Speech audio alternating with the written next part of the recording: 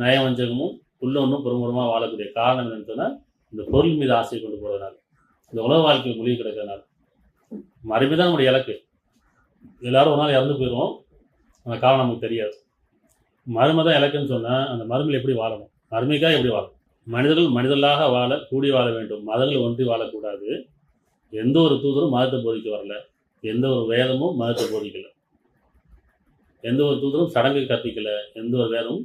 அப்படி சடங்கு கற்பிச்சா அது வேதமாக இருக்காது. அப்படி மதத்தை போதிச்சா அவங்க தூதராக இருக்க மாட்டாங்க. நம்ம சிந்திக்கணும்னு எந்த ஒரு தூதரும் மதத்தை போதிக்கல, அப்படி போதிச்சாலும் அவங்க தூதராக இருக்க மாட்டாங்க. முகமது நபி எப்பயும் ஓரிரைக்குள்ளே தான் வந்தாங்க. கடவுள் உருவம் தான் அவனுக்கு அவனுக்கு உருவம் கிடையாது, அருவமானவன், அவனுக்கு அழகிய பேருக்குன்னு சொல்ல தான் வந்தாங்க. அதே மாதிரி தான் ஒவ்வொரு தூதரும். வேதமும் அப்படித்தான். இப்போ வேதத்தை சடங்கு இருக்குன்னு சொன்னால் அது வேதமாக இருக்காது. தூதர்கள் மதத்தை போச்சு அவங்க தூதராக இருக்க மாட்டாங்க. இறைவனுக்கு உருவம் இருந்தால் அவன் கடவுளாக இருக்க மாட்டான். இறைவன் அருவமானவன்.